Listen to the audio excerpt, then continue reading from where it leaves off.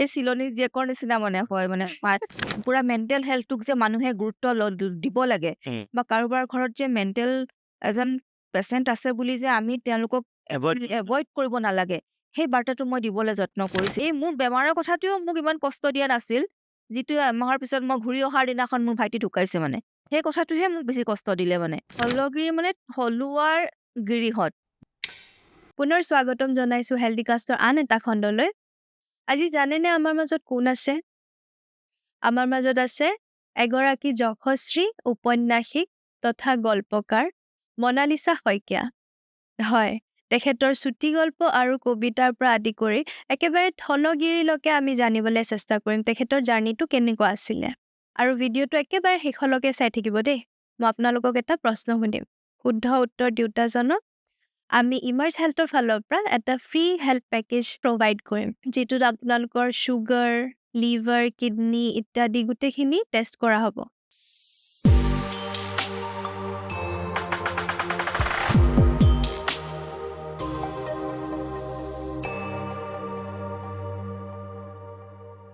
পুনৰ স্বাগতম জনাইছোঁ আন এটা খণ্ড হেল্ডিকাষ্টলৈ। This is healthycast, I welcome everyone. আমাৰ লগত আজি আছে যশস্বী সাহিত্যিক মনালিছা শইকীয়া। তেখেতক সকলোৱে চিনি পায়, গোটেই অসমে চিনি পায়, কিন্তু আজি আমি তেওঁৰ পাৰ্চনেল জীৱনটোৰ ওপৰত আলোকপাত কৰিম আৰু তেওঁৰ জীৱনৰ যিখিনি সফলতা বিফলতা বা চেলেঞ্জেছ কেনেকৈ তেওঁ আহি আজিৰ পৰ্যায়ত উপনীত হ'ল এইখিনিৰ ওপৰতে ডিছকাছ কৰিম।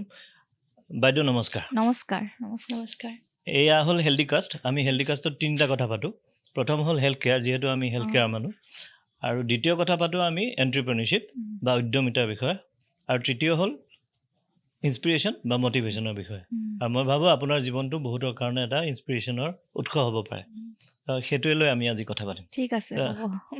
আজি প্ৰথম আমি ষ্টাৰ্ট কৰোঁ আপোনাৰ জীৱন আৰু আপোনাৰ আৰম্ভণি, জীৱনৰ আৰম্ভণি, পঢ়া শুনা কেনেকৈ ষ্টাৰ্ট হৈছিল গোটেইখিনি। মোৰ আচলতে মইতো তোমাক একে স্কুলতে পোৱা, আৰু মোৰ দেউতাৰ চাকৰি সূত্ৰে অসমৰ বিভিন্ন ঠাইত আমি আছিলোঁ। মানে মোৰ দেউতাৰ যিহেতু বেংকৰ চাকৰি আৰু খুব ট্ৰান্সফাৰ হৈ থাকে, বিভিন্ন ঠাইত আছোঁ। সেইকাৰণে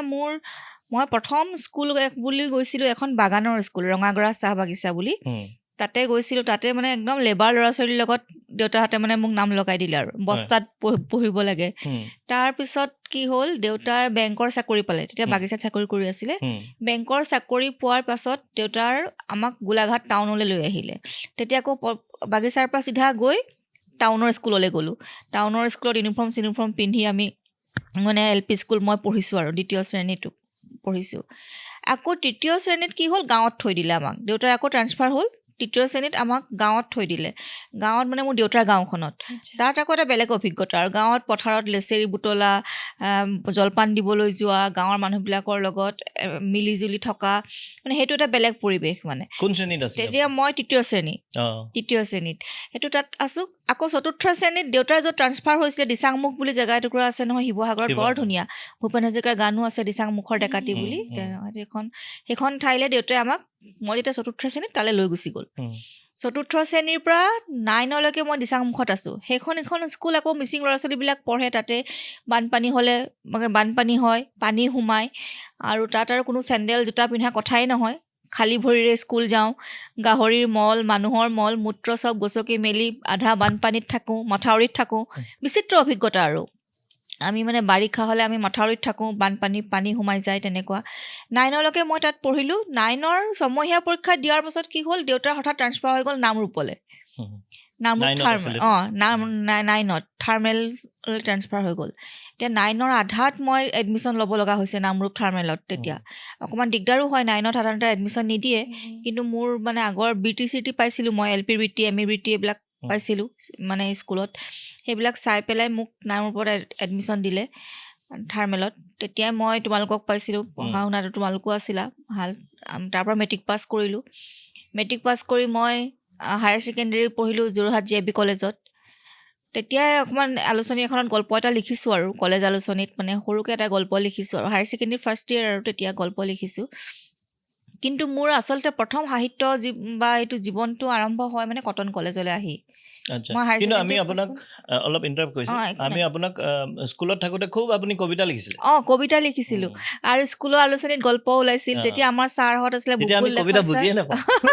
বুবুল লেখাৰু ছাৰ পবিত্ৰ দাস ছাৰহঁতে বা তোমালোকৰ দেউতা মদন গগৈ ছাৰহঁতে বহুত মৰম কৰিছিল হয়। মোক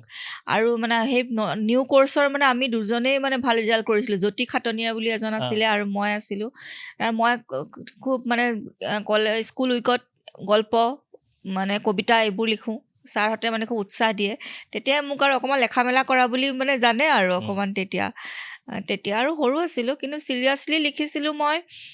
হায়াৰ ছেকেণ্ডেৰী ফাইনেল দি যেতিয়া ঘৰত আছিলোঁ তেতিয়া এটা গল্প লিখিছিলোঁ গল্পটো লিখি মই প্ৰান্তিক আলোচনীলৈ পঠাই দিছিলোঁ মানে এনেই বন্ধত আছোঁ আৰু ঘৰত আৰু যেতিয়া কটনত এডমিশ্যন ল'লোঁ এডমিশ্যন লোৱাৰ পিছত মানে সেইটো প্ৰান্তিকত প্ৰকাশ হৈছে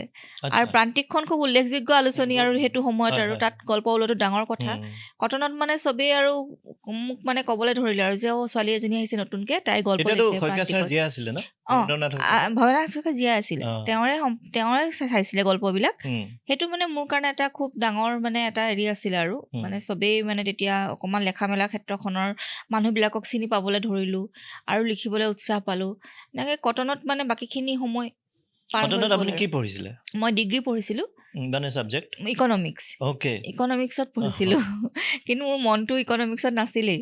মোৰ মনটো সাহিত্যত আছিল মানে মই অকল কিতাপ পঢ়োঁ হেৰি কৰোঁ লিখোঁ তেনেকুৱাহে আছিলে আৰু মনটো এই যে আপুনি ক'লে আপোনালোকৰ বহুত ট্ৰেন্সফাৰ হৈ থাকিছিলে ন মানে তাৰ মাজত আপুনি পঢ়া শুনাটো কেনেকৈ ইমান হেৰি কৰিছিলে আমাৰতো অভ্যাস হৈ যায় মই এতিয়া ভাবোঁ মানে আচৰিত হওঁ কেনেকৈ মায়ে মানে এটা ভাড়া ঘৰৰ পৰা কেনেকৈ যে টালি টোপোলা বান্ধি বান্ধি আমি শ্বিফ্ট কৰিছিলোঁ তাতে 4টা ল'ৰা ছোৱালী আমাৰ আৰু আমি দুটা মোৰ ভাইটি এজনী ভণ্টি আৰু 3 বছৰৰ মূৰে মূৰে সাধাৰণতে ট্ৰান্সফাৰ হয় চাকৰিবোৰ আমি মানে টালি টোপোলা খুলি চিজিল লগাবলৈ পাওঁহে আকৌ যাবলৈ হয় মানে তেনেকুৱা আছিলে তাৰপিছত আৰু কি হ'ল আমি মানে এডজাষ্ট হৈ গ'লোঁ আৰু আমি মানে ৰেডি থাকোঁ আৰু যদি কেতিয়াবা জোতা মোজা পিন্ধি স্কুল গৈছোঁ দিচাংমুখত ধৰা খালী ভৰিৰে কোনো ইউনিফৰ্মৰ কথা নাই যি মন যায় স্কুললৈ পিন্ধি যাওঁ হঠাৎ যেতিয়া মই নামৰূপ ট্ৰাভেলত যেতিয়া মোৰ এডমিশ্যন লোৱাই দিলে মই মানে অকণমান এনেকুৱা লাগিলে মই ক'লৈ আহি গ'লোঁ মানে ক'ৰ কোৱাৰ্টাৰ তাত আমি বাঁহৰ ঘৰ এটাত আছিলোঁ কাৰণ দিচাংমুখত কোনো ভাড়া ঘৰৰ ছিষ্টেম নাই তাত আৰু নাই দেউতাই মানে এটা কেঁচা ঘৰ এটাকে ভাড়া ঘৰ কৰি আমাক ৰাখিছিলে তাৰপিছত হঠাৎ নামৰূপ থাৰ্মেল ট্ৰান্সফাৰ হৈ দেখিলোঁ পকা ঘৰ কোৱাৰ্টাৰ তাতে একদম চবেই চাইকেল লৈ লৈ স্কুল যায় চবেই একদম ধুনীয়াকৈ একদম ইউনিফৰ্ম পিন্ধি স্কুল যায় মোৰ মানে বহুদিন মই এডজাষ্ট হওঁতে বহুদিন মানে হেৰি লাগিলে মানে এই চিলনী জীয়েকৰ নিচিনা মানে হয় মানে যেন ক'ৰ পৰা আহি ক'ত পালোহি মানে এনেকুৱা হয় আৰু তাৰপিছত সেই চাইকেল এখন কিনি দিলে দেউতাই তাত যোৱাৰ পিছত খুব ফূৰ্তি আৰু চাইকেল এখন কিনি দিলে ঘড়ী এটা কিনি দিলে মানে নিজকে মানে ক'ৰ পৰা আহি ক'ত মানে পৰীৰ দেশ পালোঁ নেকি মানে এনেকুৱা লাগে আৰু থাৰ্মেলখন বৰ ধুনীয়াও আছিলে তেতিয়া এই হৈ পেলাই সেইবোৰ কথা মনত পৰে তোমালোককো মনত পৰে এতিয়া আপুনি যেতিয়া কটন কলেজ পালেহি প্ৰথম লেখাটো গল্পটো আপোনাৰ প্ৰকাশ হিচাপে প্ৰান্তিকত হ'ল নহয় প্ৰান্তিকত ওলাইছিলে সেইটোৱে মানে আপোনাৰ লাগিলে যে মই পাৰিম আৰু মোক মানে যথেষ্ট প্ৰেৰণা দিলে সেইটো সময়ত মোৰ ৰুমমেটবিলাকে আৰু হোষ্টেল মেটছবিলাকে তাৰপিছত কটনত যিটো সাহিত্য গোট আছিলে যিবিলাক ল'ৰা ছোৱালীয়ে লেখা মেলা কৰিছিল সিহঁতে আৰু মই কলেজ উইকত খুব প্ৰাইজ পাইছিলোঁ মানে উপন্যাস গল্প কবিতা চবতে প্ৰাইজ পাইছিলোঁ কটনৰ কলেজ উইকত আৰু সেইটো ফালৰ পৰা অকণমান চবেই মোক লিখা মেলা কৰা ছোৱালী হিচাপে মানে তাত মানে চিনি পালে আৰু তেনেকৈ আৰু অকণমান হেৰি কৰি তাৰপিছত আৰু নেক্সট প্ৰগ্ৰেশ্যন কেনেকৈ হ'ল মানে সাহিত্য জগতত তাৰ পাছত কি হ'ল তেনেকৈ লিখা তেতিয়া গৰিয়সী ওলাইছে গৰিয়সীত লিখিব আৰম্ভ কৰিলোঁ তাৰপিছত সূত্ৰধাৰ বুলি এখন আছিলে আলোচনী সেইবিলাকত লিখিব আৰম্ভ কৰিলোঁ তেনেকৈ আৰম্ভ কৰি 2000 চনত প্ৰথমখন গল্প সংকলন ওলালে মোৰ ওলালে তাৰপিছত এই যে গল্প সংকলন এই গল্পবিলাক মানে অৰিজিনেলি প্ৰান্তিক বা গৰিয়সীত প্ৰান্তিক গৰিয়সী সূত্ৰধাৰ এইবিলাকত ওলোৱা গল্প এতিয়াতো আমাৰ ইয়াত ধৰি লওক পাব্লিছাৰ ক'ব গ'লে বহুত কম বা আমাৰ ইয়াত ধৰি লওক সাহিত্য উদ্গনি যোগোৱা মানুহৰ সংখ্যা কম তেনেক্ষেত্ৰত আপুনি এই প্ৰথম সংকলনটো কেনেকৈ ওলাইছিলে প্ৰথম সংকলনটো নিজৰ প্ৰচেষ্টাত উলিয়াইছিলোঁ মানে নিজৰ গল্পখিনি থাকি যাওক বুলি 2000 চনত প্ৰথম ওলাইছিল তেতিয়া আৰু মোৰ কোনো ধাৰণা নাই যে কোনোবা পাব্লিছাৰে উলিয়াব কিবা কৰিব সেইবোৰ ধাৰণা নাই আৰু মানে সৰু প্ৰকাশ হোৱা আলোচনীখন উলিয়াই কিতাপখন উলিয়াই দিওঁ এটলিষ্ট মোৰ গল্পকেইটা একত্ৰে থাকিব আৰু সেইখন মোৰ প্ৰথম আছিলে তাৰপিছত দ্বিতীয় কিতাপখনতে মই আকৌ মুনীন বৰকটকী বঁটা পাই গ'লোঁ তেতিয়া মানে এইখনৰ নাম কি আছিলে পুনৰ জনম লৈ তেজীমলাই বুলি সেইখন মানে মুনীন বৰকটকী বঁটাটো খুব প্ৰেষ্টিজিয়াছ বঁটা নতুন লেখকৰ বাবে অসমত এইটো এটা খুব বঁটা আৰু সেই বঁটাটো পোৱাৰ লগে লগে অসমৰ বিভিন্ন ক্ষেত্ৰৰ সাহিত্য জগতখনতো মোৰ মানে এটা চিনাকি এটা হ'ল আৰু যে নতুনকৈ ছোৱালী এজনীয়ে বঁটাটো পাইছে বুলি মানে কৰিলে সেইখন কিতাপৰ পৰা মোক মানে অকণমান গল্পকাৰ হিচাপে সকলোৱে স্বীকৃতি দিবলৈ মানে আৰম্ভ কৰিলে আৰু মানে এটা যিহেতু চকুত পৰিলোঁ অকণমান এইখন কোনে পাব্লিছ কৰিলে সেইখন পিছত জাগৰণ বুলি এটা পাব্লিছ কৰিলে তাৰ পাছত আৰু বেলেগ পাব্লিছাৰৰ পিছত কৰিছে প্ৰথম পাব্লিকেশ্যনটো আপুনি নিজে কৰিলে নিজৰ প্ৰচেষ্টাই তাৰ পিছত আৰু কেতিয়াও নাই কৰা কৰিব লগা ঘূৰি চাব লগা হোৱা নাই পাব্লিছাৰ আপুনি পাই আছে তাৰপিছৰ পৰা মইতো আজি মোৰ পিছৰ গোটেই কিতাপকেইখনৰ মই মোৰ বনলতাই উলিয়াইছে বা আখৰ আগবাগ এইবিলাকে উলিয়াইছে আৰু এতিয়ালৈকে কিমান পাব্লিছ হৈ গ'ল বাইদেউ মোৰ 12খন কিতাপ 12খন মানে 6খন গল্প সংকলন 6খন নভেল মানে উপন্যাস আৰু গল্প মিলি 12খন হ'ল এই সাহিত্যৰ বিভিন্ন ধাৰাবোৰৰ ভিতৰত যদি গল্প হওক উপন্যাস হওক বা আপুনি কবিতাও লিখে কোনটো ধাৰা আপোনাৰ একদম ক্লোজ টু ইয়ৰ হাৰ্ট কোনটো পঢ়ি ভাল লাগে চুটি গল্প ভাল পায় মানে নহয় উপন্যাস লিখিবলৈ মই উজু পাওঁ খালি ধৈৰ্যটো লাগে টেবুলত বহিবলৈ যিটো মোৰ নাই মই মানে বিৰাট মোৰ টেবুলত বহিব বিৰাট দিগদাৰ আৰু মানে বহিব মই মানে কি আৰু মোক মানে কিবা এটা মন্ত্ৰ থকা হ'লে যে তই ইমান দেৰি বহি থাক মই লিখি দিলোহেঁতেন উপন্যাস এখন এমাহত মই এখন উপন্যাস লিখিলোহেঁতেন মানে মোৰ ইমান ভিতৰত কাহিনী আছে কিন্তু মই এনেই লিখিবলৈ ভাল পাওঁ চুটি গল্পত মানে এটা আৰ্ট আছে কলা আছে নভেলত তোমাৰ ধৰা নিজৰ মতে বিস্তাৰ কৰি যাব পাৰি লিখি যাব পাৰি যিমান মন যায় লিখি যাব পাৰি কিন্তু চুটি গল্পত কম পৰিসৰত এটা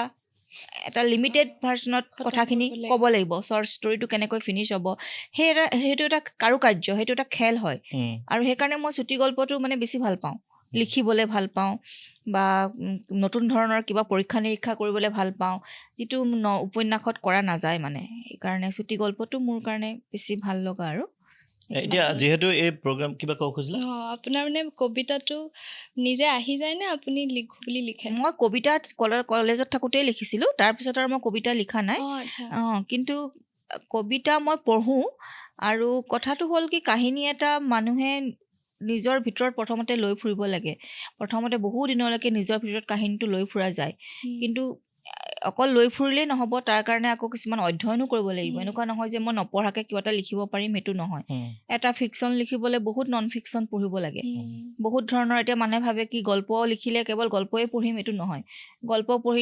গল্প লিখিবলৈ মই বা উপন্যাস লিখিবলৈ মই ফিলচফি কিতাপো পঢ়িব লগা হৈছে কেতিয়াবা জিঅ'গ্ৰাফিৰ কথা পঢ়িব লগা হৈছে কেতিয়াবা অসমৰ সমাজ জীৱনৰ কথা পঢ়িব লগা হৈছে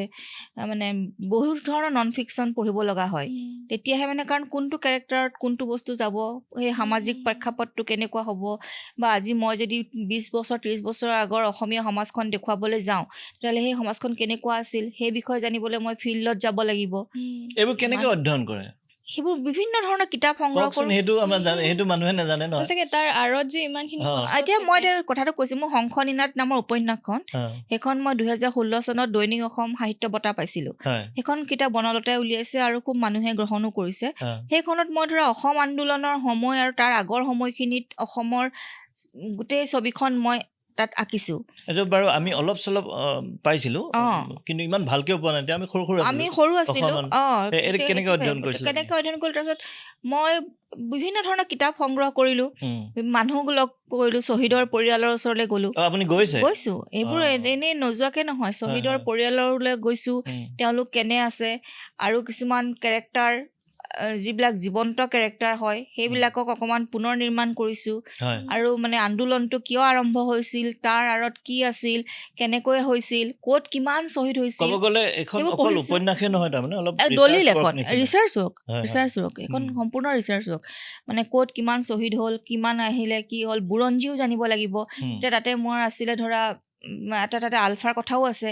আলফাৰ আন্দোলনটোনো কেলে হৈছিলে আলফাইনো কিয় আলফা আৰম্ভ কৰিছিল সেই বিষয়ে মই পঢ়িব লগা হ'ল তেনেকুৱা ধৰণৰ কথা তাৰপৰা আলফাৰ পৰা আঁতৰি অহা মানুহ এজনে নিজৰ ধৰণে ব্যৱসায় আৰম্ভ কৰিলে নিজৰ ধৰণে কাম কৰিলে সেই তেওঁক লগ কৰি তেওঁৰ বিষয়ে জানিব লগা হ'ল মানে এনেকুৱা ধৰণৰ যে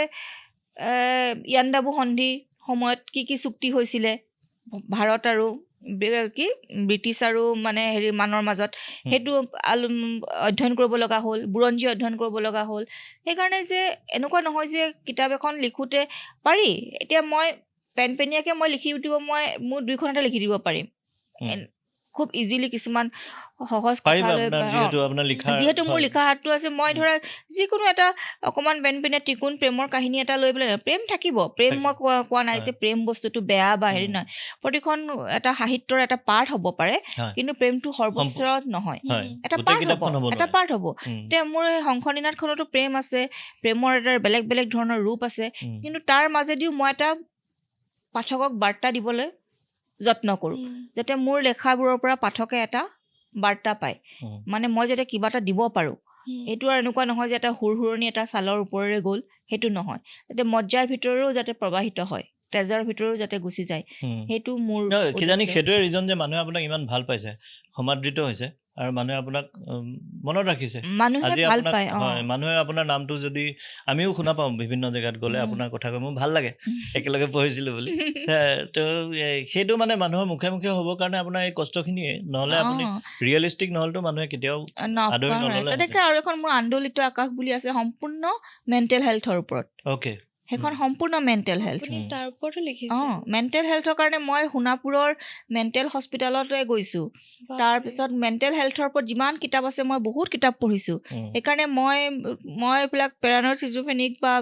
বায়'পলাৰ ডিজঅৰ্ডাৰ এইবিলাক মই চব জানো, মানে পঢ়ি মেলি সেইবিলাক মই পঢ়িছোঁ। কাৰণ মই এটা দেখা কেৰেক্টাৰ এটা মানে ছোৱালী এজনী, ভাল ছোৱালী এজনী মোৰ চকুৰ আগতে মানসিক স্থিৰতা হেৰুৱাই তাই মানে ৰাস্তাত ঘূৰি ফুৰি জাবৰ জোঁথৰ বুটলি পাগলীৰ নিচিনা হৈ গ'ল। বহুতে তাইক মাৰপিট কৰে, কিন্তু ভাল ছোৱালী, টিচাৰ আছিলে। মোৰ একদম চকুৰ আগতে তাই ছোৱালীজনী কেনেকৈ মানে গুৱাহাটীত টিচাৰ আছিলে, আৰু খুব ধুনীয়া ছোৱালী আছিল দেখিবলৈ, দীঘল বেনীডাল আছিলে তাইৰ। তাৰপিছত কি হ'ল, তাইৰ মাকৰ অকণমান সেইটো প্ৰব্লেম আছিলে, মাকৰ অকণমান অসুখ আছিলে। তাৰপিছত তাই ভাল পোৱা ল'ৰাজনেও তাইক বিট্ৰে কৰিলে, ককায়েকে ঘৰখন এৰিলে মাকৰ বেমাৰ কাৰণে, তাই অকলে ঘৰ চম্ভালি আছিল। এদিন দেখিলোঁ তাই চাকু এখন লৈ পেলাই ৰাস্তাত ঘূৰি ফুৰিছে, সন্মুখৰ ঘৰলৈ পাথৰ মাৰিছে, তাই মানে ট'টেলি মানে হেৰি হৈ গ'ল লাহে লাহে। তেতিয়া মই তাইক আনকি হস্পিটেল নিছোঁ বা ডক্টৰৰ ওচৰলৈ নিছোঁ, মই তাইক মানে ওচৰৰ মানুহবিলাকে পাগলী বুলি তাইক মাৰপিট কৰে। সেই কথাটোৱে মোক খুব দুখ দিছিল, আৰু তেতিয়াই মই মানে ঠিক কৰিছিলোঁ যে মই তাইক লৈ এখন উপন্যাস লিখিম। পুৰা মেণ্টেল হেল্থটোক যে মানুহে গুৰুত্ব দিব লাগে, বা কাৰোবাৰ ঘৰত যে মেণ্টেল এজন পেচেণ্ট আছে বুলি যে আমি তেওঁলোকক এভইড কৰিব নালাগে, সেই বাৰ্তাটো মই দিবলৈ যত্ন কৰিছিলোঁ আন্দোলিত আকাশ উপন্যাসখনৰ জৰিয়তে। আৰু সেইখন উপন্যাস লিখি থাকোঁতে মই ধাৰাবাহিক লিখিছিলোঁ, আৰু সম্ভাৰত তেতিয়া লিখি থাকোঁতে ইমান অসমৰ মানুহে মোলৈ ফোন কৰিছিল যে আপুনি মোৰ কাহিনীটো কেনেকৈ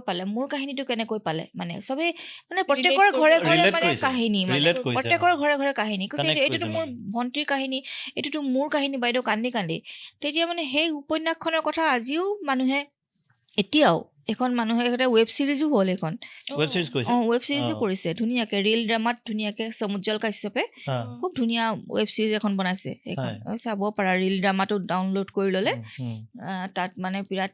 ধুনীয়া ৱেব ছিৰিজ বনাইছে। লিমা দাস এক্টৰ এই কৰিছে মেইন ৰোলটো,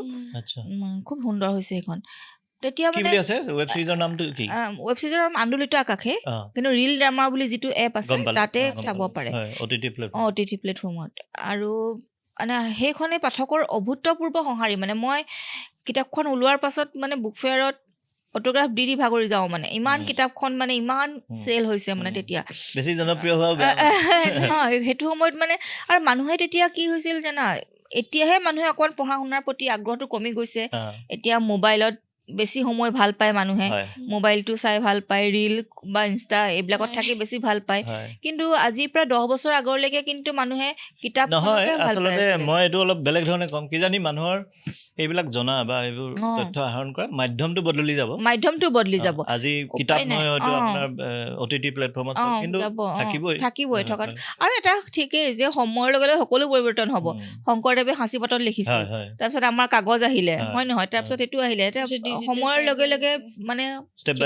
বাই ষ্টেপ চেঞ্জ হৈ যাব। আৰু সেই সময়ৰ সৈতে আমি কেনেকৈ নিজে খাপ খাই আগুৱাই যাব পাৰোঁ, সেইটোহে ডাঙৰ কথা। আৰু এতিয়া আপুনি কবিতা লিখিলে, আপুনি উপন্যাস লিখিলে, চুটি গল্প আপুনি সকলোতকৈ ভাল পায় বুলি ক'লে। আৰু সাহিত্যৰ অন্য বহুত ধাৰা আছে। ধৰি লওক মই ক'ব খোজোঁ যে ধৰি লওক ফিকশ্যনেল কিবা বা ৰহস্যধৰ্মী লিখাবিলাক বা ইভেন যিহেতু এইটো অনুষ্ঠানত আমি এণ্টাৰপ্ৰিনিয়ৰশ্বিপৰ কথাও পাতোঁ, গতিকে সাহিত্যৰ লগতে মানুহ এজনে উপাৰ্জন কৰাটো আমাৰ কাৰণে ইম্পৰ্টেণ্ট, দৰকাৰী। সেইটো আমি ডিছকাছ কৰিম। তো এইটো কথা ক'বলৈ যাওঁতে আপোনাৰ এই যিবিলাক আমাৰ ভ্ৰাম্যমানৰ যিবিলাক নাট আমি দেখা পাওঁ, একেজন মানুহৰ বা দুজন মানুহৰ নাটখিনি ঘূৰি থাকে প্ৰত্যেক বছৰে। তেওঁলোকে ভাল কাম কৰি আছে, কিন্তু মই কওঁ যে আপুনি যিহেতু এইটো এটা মনিটাইজেশ্যনৰ উৎস হ'ব পাৰে, এইটো প্ৰফেশ্যনেল ৰাইটিং, তো এনেকুৱা বস্তুৰ প্ৰতি কেতিয়াবা ধাউতি আহিছে নেকি যে মই নাটকো লিখিব পাৰোঁ? ইচ্ছা কৰিলে পাৰিম, কিন্তু মোৰ লিখিবলৈ মন নাই। তেনেকুৱা মন নাই আৰু যে চব প্ৰতিটো বস্তুতে হাত দিবলৈ মন নাই আৰু যে মোৰ লিমিটেশ্যন এইকেইটা মই কিন্তু আপোনাৰ এতিয়া আপুনি যিটো ৰিল ড্ৰামাৰ কথা ক'লে, আপোনাৰ কিতাপখন এটা নাট্যৰূপ দিয়া হ'ল। তেওঁলোকে বেলেগে নিজে দি লৈছে, মই নিজে দি লৈছে, কিন্তু এতিয়া দিবলৈ যাওঁতেই এতিয়া সাঁচিপাতৰ পুথিখন শংকৰদেৱে লিখাৰ পৰা বিভিন্ন মেনুস্ক্ৰিপ্ট ৰাইটাৰ লিখি আহোঁতে তাৰ মানে বদলি গৈ থাকে। এতিয়া আপোনাৰ ভাৱটো জানো ফুটাই উঠাব পাৰিলে জানো ৰিল ড্ৰামা? মানে মূল আধাৰখিনি ঠিকেই আছে, কিন্তু হয় যিহেতু এটা লিমিটেড পিৰিয়ডত লিমিটেড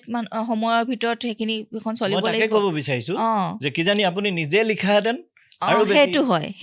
সেইটো কিয় কৰা নাই? সেইটো হয়, সেইটো মোৰ এলাহৰ কাৰণে কৰা নাই। এলেহুৱা মই, বেচিকেলি মই এলেহুৱা। আৰু এই কথাটো কৈ থাকিবলৈ মোৰ আজিকালি বেয়াও লগা হ'ল। এতিয়া মানে বহুত সম্পাদকে গল্প খুজি মানে মোৰ পৰা নোপোৱা হ'ল আৰু এনেকুৱা হৈছে। আকৌ লিখিম মই, কিন্তু এতিয়া মানে কি হৈছে, কিবা কিবি কাৰণত মানে অকণ স্থবিৰতা আহে যে। এতিয়া আমাৰ কথা হ'ল কি, আপোনাৰ যিকোনো গ্ৰন্থই হওক, যিকোনো লেখা হওক, পাঠকৰ ওচৰলৈ লৈ যাব লাগিব। হয়তো আজি কিতাপ কিনি পঢ়া, অৱশ্যে আমাৰ অসম গ্ৰন্থমেলা বহু কিতাপ বিক্ৰী হয়, ৰেকৰ্ড সংখ্যক, কিন্তু তথাপিতো কৈছোঁ আৰু যদি ওচৰলৈ, কাৰণ অসমত 3 কোটি জনসংখ্যা আছে, সেই হিচাপত বহুত কম বিক্ৰী, বহুত কম। আৰু ওচৰলৈ যদি লৈ যাবলগীয়া হয়, তেতিয়াহ'লে নাট্যৰূপটো কিজানি যিহেতু ভিডিঅ' ফৰ্মেটত দিব পৰা যাব, বহুত এটা ভাল কথা হ'ব। তো এইটো আমাৰ এটা অনুৰোধ থাকিল যে আজিকালি যিহেতু কপি ৰাইটিং ইজ অলছ' মানে প্ৰফেশ্যন, আপোনাক লিখি দিয়া মানুহো অডিঅ' বুক হৈছে দেই মোৰ চব কিতাপ। অডিঅ' বুক মানে ষ্টৰী টেলাৰ বুলি এটা বাহিৰৰ কোম্পানী, তেওঁলোকে অসমত দায়িত্ব দিছিলে যে কৰিব লাগে, তাত মানে গোটেই মোৰ কিতাপবিলাকৰ অডিঅ' বুক হৈ গৈছে। সেইটো ষ্টৰী টেলিং, সেইটো বাহিৰৰ কোম্পানী। তেওঁলোকে অসম বেংগলী, মাৰাঠী, গুজৰাটী চব কিতাপ, বহুত কিতাপ আছে তেনেকে, মোৰখিনিও সোমাই গৈছে তাতে। তাৰমানে মই কিয় কৈছোঁ, এতিয়া আমি দেখিছোঁ ৰিচেণ্টলি যি ভ্ৰাম্যমান জগত, তাত চিৰিয়াছ নাটক আহিছে বহুত,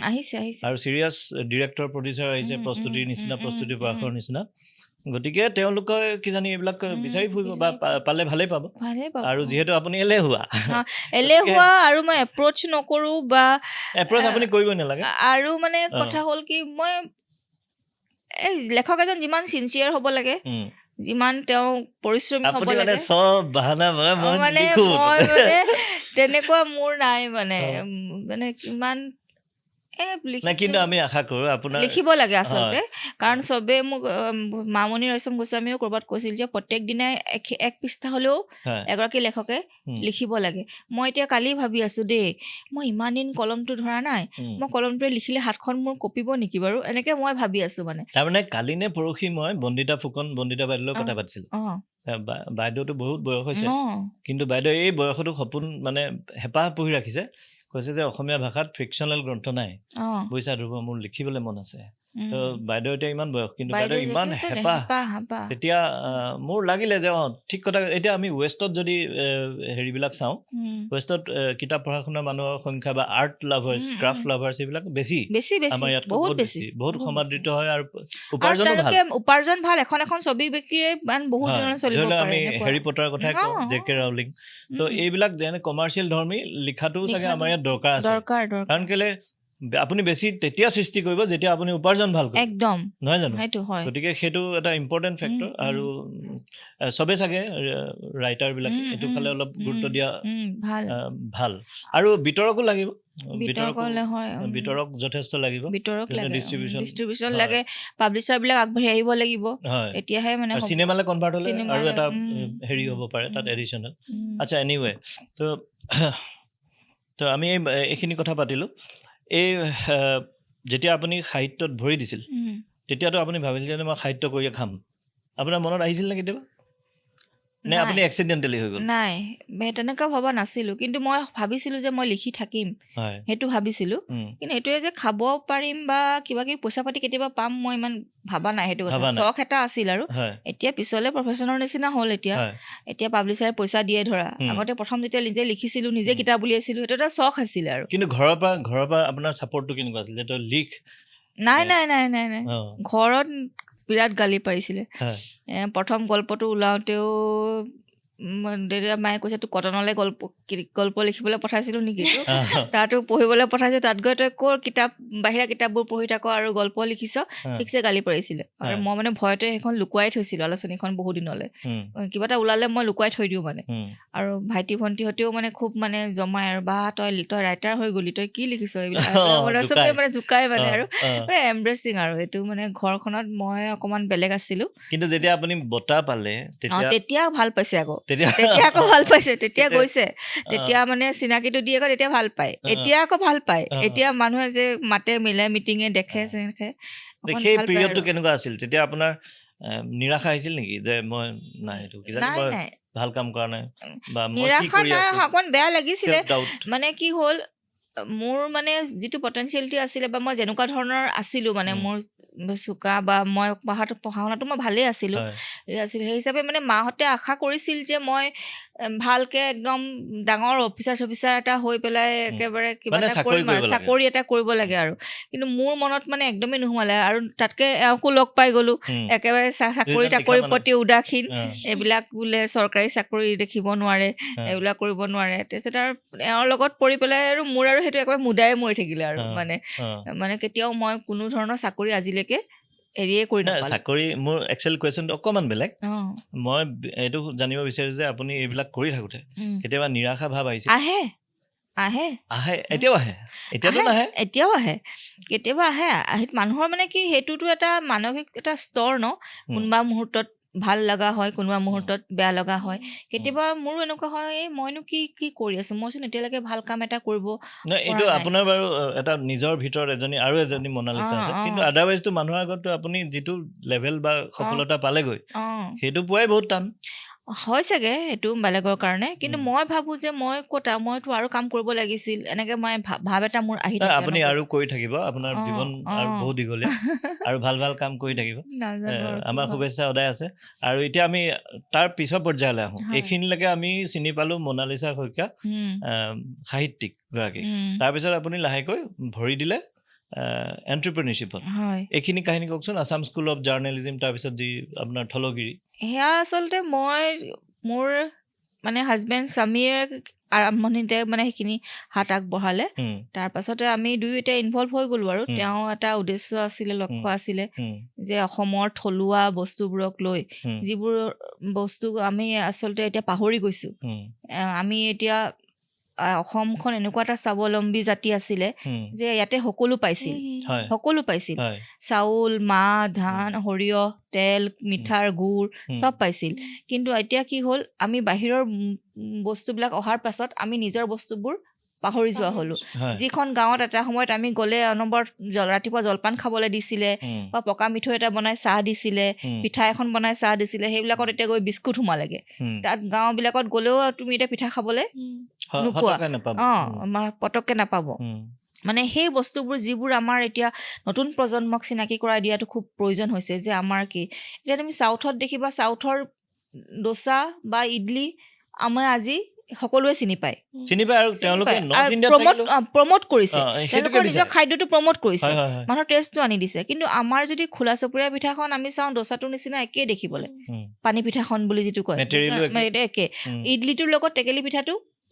একেই হয়নে কিন্তু আমি সেই বস্তুবিলাক আমি প্ৰজেক্ট কৰিব নোৱাৰিলোঁ আমি ধৰা ঘৰৰ পাকঘৰতে থৈ দিলোঁ এনেকুৱা হ'ল তেনেকৈ আমাৰ বিভিন্ন কোমল চাউলৰ জলপানটো এতিয়া বাহিৰত মমতা বেনাৰ্জীয়ে কোমল চাউল জলপানটো তেওঁলোকৰ বুলি কৈছে কিন্তু কোমল চাউলটোতো আমাৰ ইয়াত কত যুগৰ পৰা গাঁৱৰ মানুহে সেয়া খায়ে হেৰি হ'ল কোমল চাউল তেওঁলোকৰ হ'বই নোৱাৰে কোমল চাউল কেনেকৈ হ'ব চুকাফাই লগত লৈ অহা বস্তু সেয়া তেওঁলোক কেনেকৈ হ'ব তাৰমানে সেইকাৰণে আমাৰ মানে মোৰ স্বামীয়ে মানে এই বস্তুটোক তেওঁ প্ৰমোট কৰিব বিচাৰিলে যে আমি আমাৰ নতুন ল'ৰা ছোৱালীবোৰক এইটো কৰি আমি দেখুৱাম যে আমি এতিয়া থলগিৰিখন আৰম্ভ কৰিছিলোঁ, আমাৰ নাম থলগিৰি বুলি। তাত আমি অকল নিমখটো বাহিৰৰ বস্তু থলগিৰি এতিয়া আমি জানো, কিন্তু আমাৰ যিহেতু এই অনুষ্ঠানটো বিভিন্ন নতুন প্ৰজন্মৰ ল'ৰা ছোৱালীও হয়তো চাব, আমি আশা কৰিছোঁ। এই থলগিৰিৰ মিনিংটো আপুনি এবাৰ কৈ দিলে ভাল। থলগিৰি মানে থলুৱাৰ গিৰিহঁত, মানে থলগিৰি, গিৰি মানে গিৰিহঁত, থলুৱা মানে নিজৰ সম্পদৰ গিৰিহঁত, থলুৱা সম্পদ মানে আমাৰ নিজৰ সম্পদৰ আমি নিজে গিৰিহঁত, থলগিৰি। আৰু সেইকাৰণে তাতে আমি এতিয়া অসমৰ বিভিন্ন ঠাইৰ পৰা আচৰিত লাগে, এতিয়া আমি খোলাৰ পিছত যোৱা 5 বছৰত দেখিছোঁ কিমান ল'ৰা ছোৱালী ইনভলভ হৈছে। কোনোবাই যদি জলপান পঠাইছে, কোনোবাই চাউল পঠাইছে, কোনোবাই পিঠা পনা পঠাইছে, কোনোবাই মিঠাতেল পেৰি পেলাই পঠাইছে। মানে আপোনালোকক দিছে বিতৰণৰ কাৰণে। আচ্ছা, হুৰুম, আখৈ, কোমল চাউল, ঢেঁকীত খুন্দা সান্দহ, তুমি কি লাগে গোটেই অসমৰ জা জলপান আমাৰ তাত ল'ৰা ছোৱালী পঠিয়াইছে। কিমান মানুহে আপোনালোকে পঠিয়াই? প্ৰায় 1000 মান মানুহ। 1000 মানুহে আপোনালোকলৈ বস্তু পঠায়। আৰু সেইটো বজাৰখন আপুনি সৃষ্টি কৰিব পাৰিছে? বজাৰখন সৃষ্টি হৈছে। আৰু তাতে মানে কি হৈছে, নিমখৰ বাদে চব কিনা, চব আমাৰ নিজা, অকল নিমখটো বাহিৰৰ কিনা। আৰু এইখিনি গোটেইখিনি বিক্ৰী হৈ যায়? গোটেই বিক্ৰী হৈ যায়। বঢ়িয়া। মানে আচৰিত লাগে। এতিয়া যদি আমাৰ যদি মঙলদৈৰ পৰা গুড় আহিছে, দেৰগাঁৱৰ পৰাও গুড় আহিছে, আকৌ তোমাৰ ধৰা নাজিৰাৰ পৰা চাউল আহিছে, সেইফালৰ পৰা শদিয়াৰ পৰাও বস্তু আহিছে, ইফালৰ পৰা তোমাৰ গোৱালপাৰাৰ পৰাও কাপোৰ আহিছে, এনেকুৱা ধৰণৰ মানে তেল চেলো আহিছে। তেলটো একদম খাটি সৰিয়হৰ পেৰা তেল তেনেকুৱা, গুড় আহিব, আকৌ থলুৱা চবখিনি থলুৱা বস্তু। আমি তাত কোনোবাই আমাক কেতিয়াবা সোধেহি যে আমুকটো পাম নেকি, বাহিৰা কিবা মানে আমুক জুচ পাম। এতিয়া মানে অলপতে আহিছে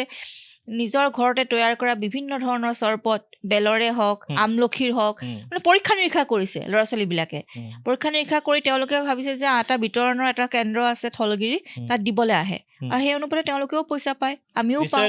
এইটো মানে এটা আচ্ছা, মই এইখিনি আৰু এটা বস্তু সুধিম যে যিখিনি ল'ৰা ছোৱালী ধৰি লওক 1000 মানুহে আপোনাৰ তাত বস্তু দিছেহি,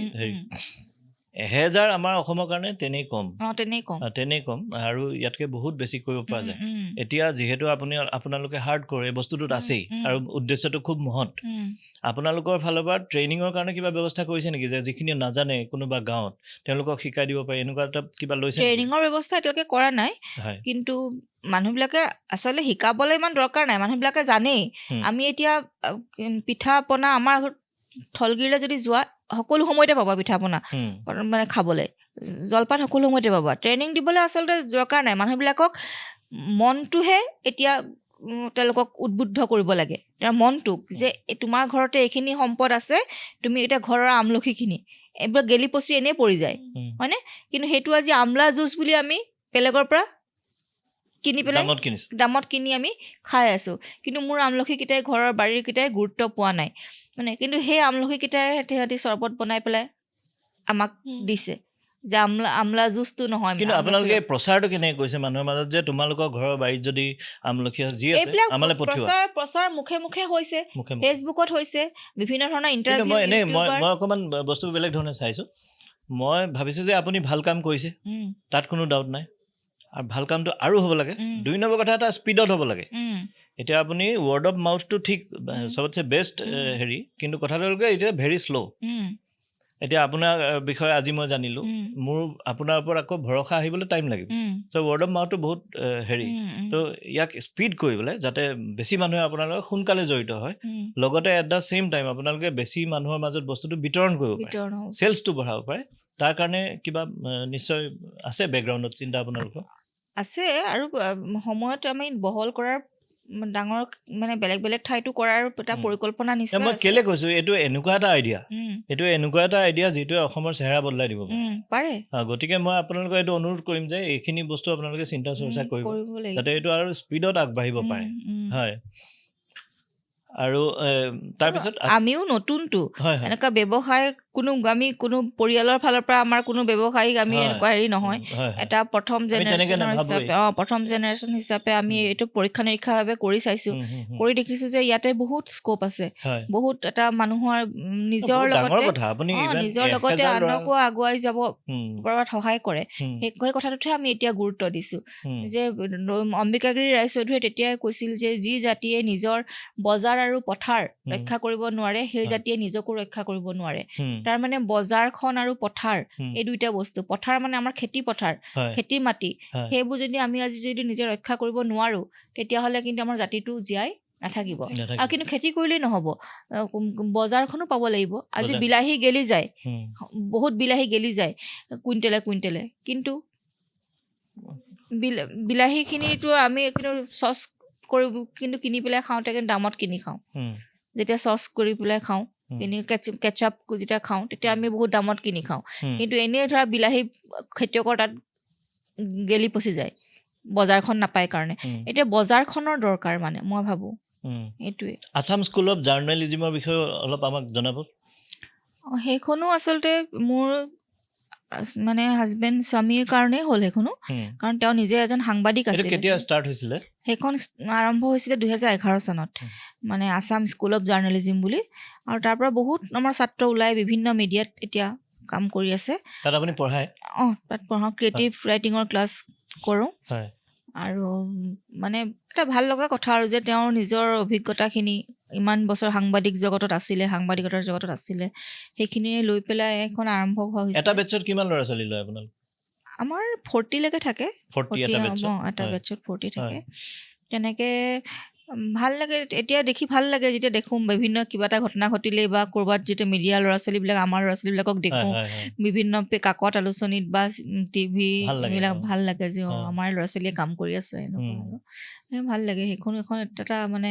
এতিয়াও চলি আছে বহুকেইটা বেটছ ওলাই গ'ল বহুতকেইটা বেটছ ওলালে তো আপোনালোকে তাত এডমিশ্যন মানে কেনেকৈ হয় কিবা মিনিমাম পাৰ্চেণ্টেজ বুলি কথা নাই গ্ৰেজুৱেশ্যন হ'ব লাগে তেতিয়া হ'লে ভাল আৰু গ্ৰেজুৱেট হ'লে আমাৰ সুবিধা হয় আৰু কেইবছৰ পঢ়িব লাগে সেইটো আছিলে PG যদি কৰে 2 বছৰ ডিপ্ল'মা এবছৰৰ তেনেকুৱা আমি তেতিয়াহ'লে আমাৰ ডেছক্ৰিপশ্যনত দি দিম আছাম স্কুল অফ জাৰ্নেলিজিম আৰু থলগিৰি দুয়োটাৰ আমি নাম্বাৰ দি দিম যাতে কোনোবাই যদি বিচাৰে যে আমাৰ নিজৰ প্ৰস্তুত কৰা খাদ্য সামগ্ৰী বা অসমীয়া খাদ্য সম্ভাৰ তেওঁলোকে যদি বিতৰণ কৰিব বিচাৰে থলগিৰিৰ লগত কানেক্ট হ'ব পাৰে আৰু দ্বিতীয় কথা হ'ল যদি আছাম স্কুল অফ জাৰ্নেলিজিমত কোনোবাই প্ৰশিক্ষণ লৈ এজন সাংবাদিক হিচাপে নিজৰ কেৰিয়াৰ বনাব বিচাৰে নাম্বাৰটো আমি দি দিম হয় তাৰপিছত আমি এতিয়া আহি যাওঁ আপোনাৰ জীৱনত এতিয়া আমি বহুখিনি শুনিলোঁ আপোনাৰ ছাকচেছ ষ্টৰী চবেই জানে সেইখিনি বাৰু চবেই ইণ্টাৰেষ্টেড কাৰণ ছাকচেছ ষ্টৰী শুনি ভাল লাগে কিন্তু আমি আচলতে আৰু অকণমান ইণ্টাৰেষ্টেড ফেইলাৰ ষ্টৰী পায় আপোনাৰ জীৱনত ফেইলাৰ আপোনাৰ ফেইলাৰ যেন লগা এনেকুৱা ষ্টৰী বা এনেকুৱা মুহূৰ্ত কেতিয়া আহিছে ফেইলাৰ মানে তেনেকুৱাকে ধৰণৰে নহয় ফেইল বুলি ভাবিবলৈ মই ইমান নাভাবোঁ এইটো কথা যে কোনটো বস্তুত মই ফেইল হৈছোঁ বা হেৰি নাভাবোঁ কিন্তু কেতিয়াবা ধৰক এটা ডিপ্ৰেশ্যন এটা আহে মানুহৰ ধৰা এতিয়া মই এটা ক'বলৈ গ'লে মোৰ যেতিয়া অসুখ এটা হৈছিলে মই কেঞ্চাৰে হৈছিলে মোৰ থাইৰইড গ্লেণ্ডত কেঞ্চাৰ হৈছিল এইটো 2006ত 2006ত আৰু সেইটো মোৰ কেঞ্চাৰ ধৰা পৰাৰ চিকিৎসা কৰাৰ এমাহৰ পিছতে আকৌ মোৰ ডাঙৰ ভাইটিটো এক্সিডেণ্ট হৈ ঢুকালে সেনেকুৱা ধৰণৰ কিছুমান ঘটনাই এটা ছেটবেক আনে মেণ্টেলি এটা অলপ মানুহক মানে এটা অশান্ত এটা অস্থিৰতা এটা আনি দিয়ে আৰু সেই পৰ্যায়টো মই সেইটো সময়ত পাইছিলোঁ মানে মই ধৰা এনেকুৱা এটা হ'লগৈ যে মই মানসিক ৰোগৰ চিকিৎসকৰ ওচৰলৈ গৈ মই ঔষধো খাইছোঁ কাৰণ মই জানো যে মই ছাৰ্ভাইভ কৰিবলৈ হ'লে ঔষধ খাবই লাগিব আৰু সেইখিনিৰ কাৰণে মই কোনো সংকোচবোধ কৰা নাই বা কেতিয়া কাৰোৰ পৰা লুকুৱাও নাই যে এইটো মানুহ তাই চাইকেট্ৰিক ওচৰলৈ গৈ দৰৱ খাইছে সেইটো কোনো কথা নাই সেইকাৰণে মই তাৰ পিছৰ পৰা মোক বিভিন্ন ধৰণৰ মিটিঙলৈ মাতিলেও মই এইটো কথাই কওঁ যে সকলোৰে শৰীৰৰ যেনেকৈ বেমাৰ হয় মনৰো তেনেকৈ মানুহৰ বেমাৰ থাকে আৰু সেই কথাবিলাকক কোনেও সংকোচ কৰিব নালাগে পৰিয়ালৰ মানুহে হ'লেও লুকুৱাই ৰাখিব নালাগে বা সমাজে কি ক'ব বুলি ডক্তৰৰ ওচৰলৈ নিব লাগে সেই কথাবিলাক মই প্ৰচাৰ আৰু প্ৰসাৰত গুৰুত্ব দিওঁ আজিকালি মই বিভিন্ন মিটিঙে গ'লে এইবিলাক কথা মই কওঁ নতুন জেনেৰেশ্যনটো বিশেষকৈ যিটো হৈছে আজিৰ দিনত আমি এতিয়া ছুইচাইডেল বাঢ়িছে, ছুইচাইড টেণ্ডেঞ্চি হৈছে, বিভিন্ন ধৰণৰ অপৰাধ বাঢ়িছে,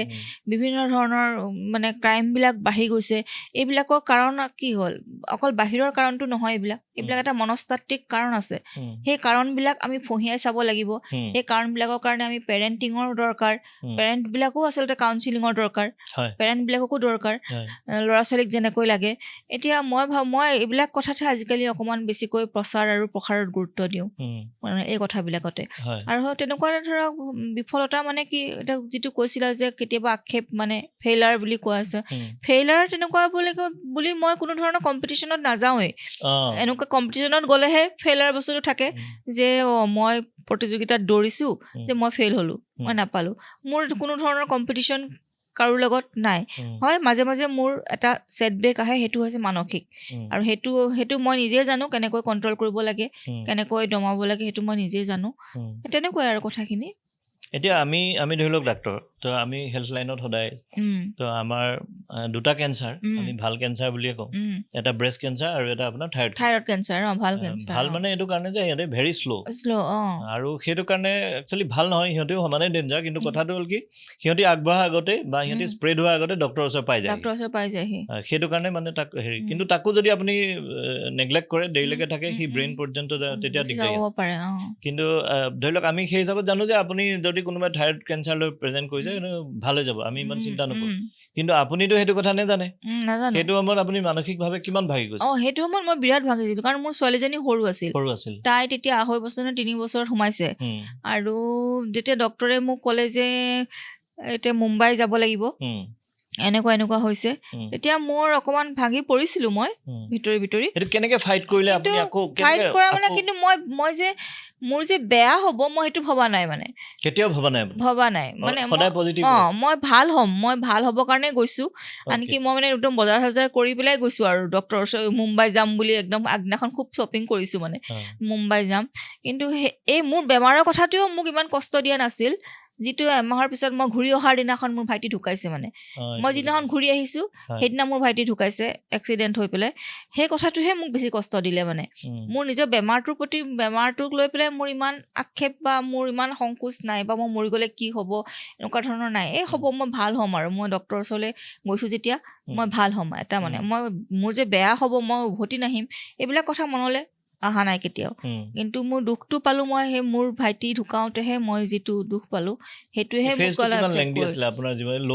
যিটো পিৰিয়ড কিমান দীঘল থাকিলে, কিমান দিন থাকিলে? কোনটো? এনেকুৱা সময়ত নিশ্চয় আপোনাৰ সেইটো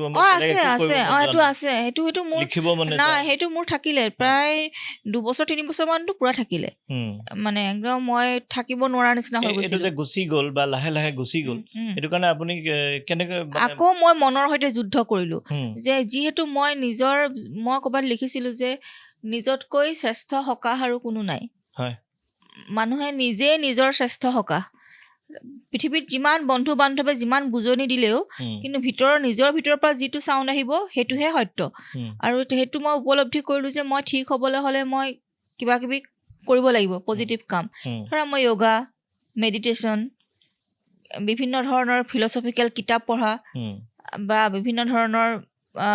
মটিভেশ্যনেল কিছুমান স্পীচ শুনা, এইবিলাক আৰম্ভ কৰিলো।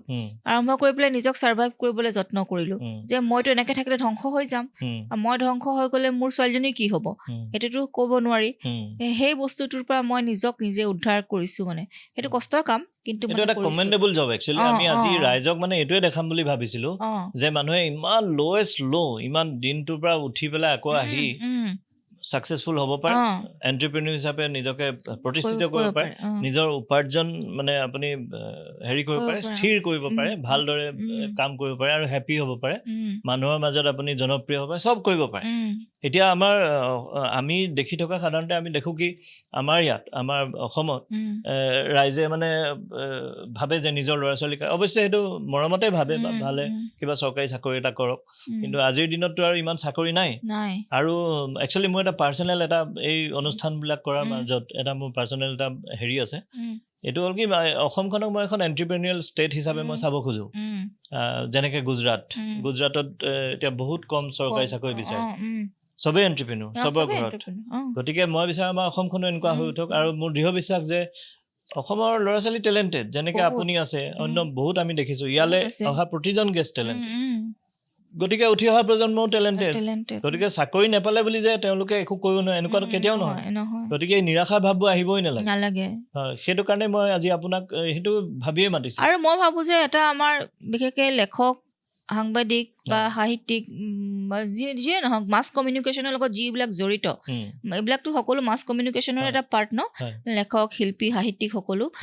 তেওঁলোকে সকলোৱে এই পজিটিভ বাৰ্তাটো দিয়া উচিত যে মানুহ কেনেকৈ সুস্থিৰ থাকিব পাৰে মানসিকভাৱে আৰু শাৰীৰিকভাৱে এই দুইটা বস্তুত গুৰুত্ব দিব লাগে কেৱল শৰীৰৰ কাৰণে মইতো সদায় কওঁ শৰীৰৰ কাৰণে আমাৰ এতিয়া চুকে কোনে জিম হৈছে পাৰ্লাৰ হৈছে শৰীৰটোক ধুনীয়া কৰিবৰ কাৰণে কিন্তু মনটোক ধুনীয়া কৰিবৰ কাৰণে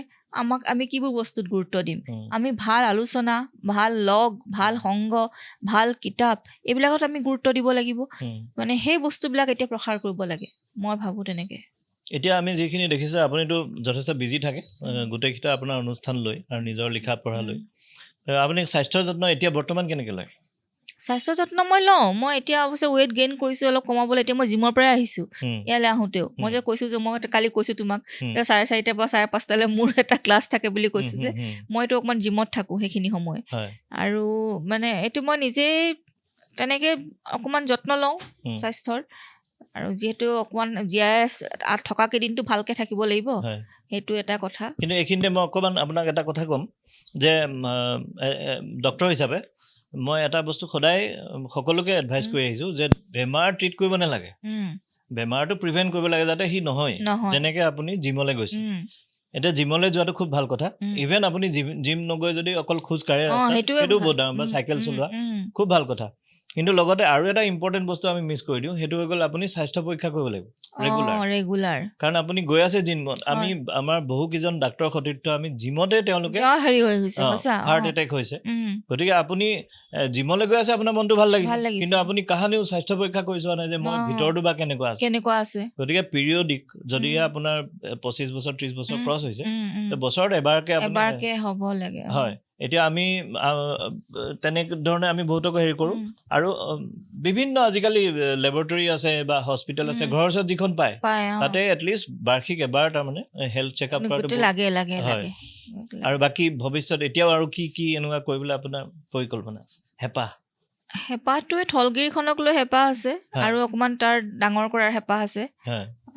আৰু দুখনমান যদি পাৰোঁ নভেল লিখিবলৈ ইচ্ছা আছে উপন্যাস লিখিবলৈ নতুন ছাবজেক্ট লৈ এইখিনি ইচ্ছা নাটকতো অলপ কিবা কৰিব কিন্তু আমাৰ ৰিকুৱেষ্ট থাকিলে নাটক চেষ্টা কৰিম বাৰু কি কৰিব পাৰি এইখিনিতে মই এটা ৰেপিড ফায়াৰ ৰাউণ্ড লৈ লওঁ আপোনাৰ কেতিয়াবা ৰাইটাৰ্ছ ব্লক হৈছেনে হৈছে কি কৰে তেতিয়া মোৰ অকণমান পাগলামি আৰম্ভ হয় ধৰা মই অস্থিৰ হওঁ মই খুব বজাৰ কৰিব যাওঁ কিবা বা ক'ৰবাত ফুৰিবলৈ গুচি যাওঁ অকলে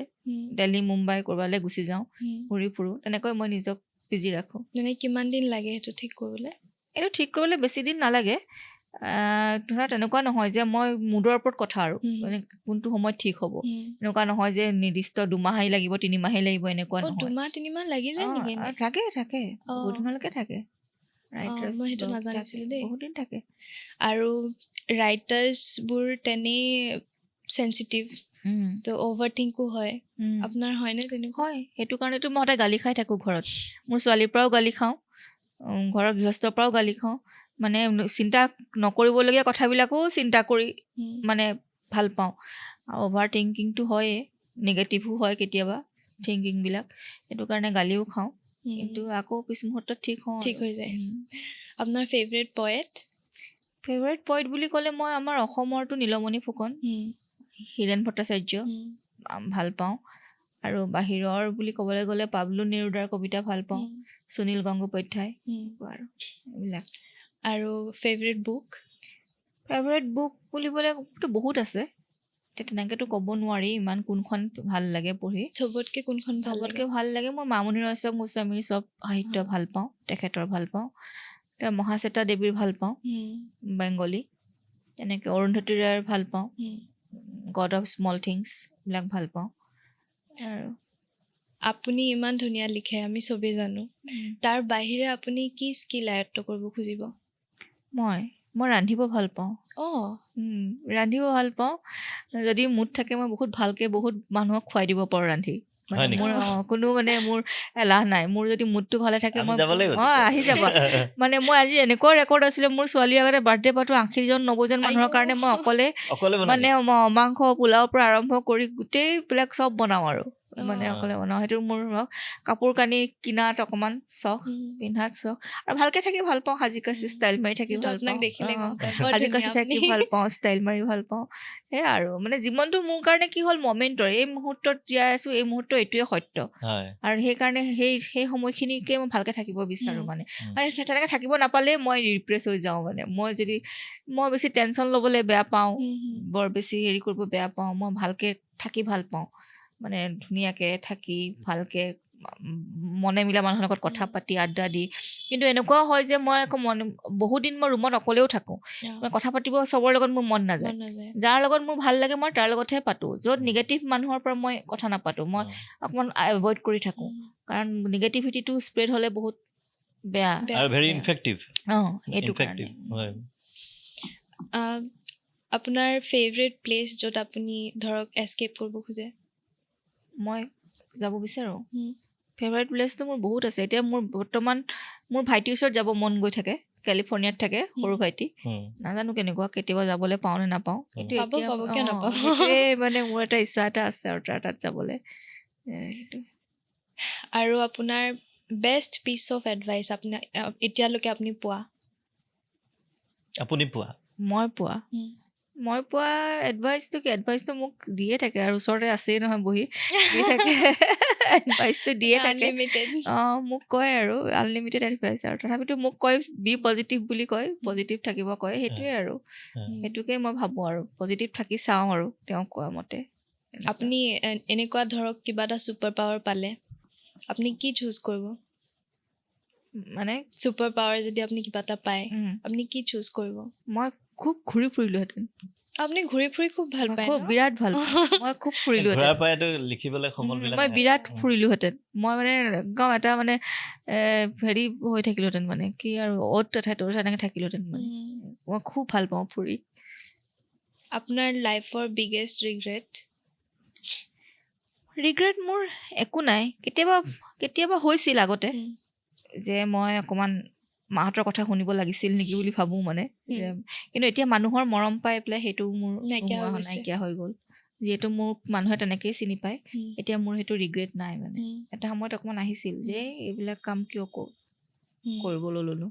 অকণমান কেৰিয়াৰিষ্ট অকণমান মেটেৰিয়েলিষ্টিক হ'লেতো ভাল আছিলে নেকি এনেকৈ ভাবোঁ কিন্তু এতিয়া তেনেকৈ নাভাবোঁ মানুহৰ মৰমবিলাক পোৱাৰ পাছত আৰু এতিয়া বুজি পাওঁ আৰু জীয়াই থাকিবলৈ কি দৰকাৰ সেইটোৱে আচলতে শেষত এইটো সুধিছোঁ যে আপোনাৰ লাইফৰ গ'লটো কি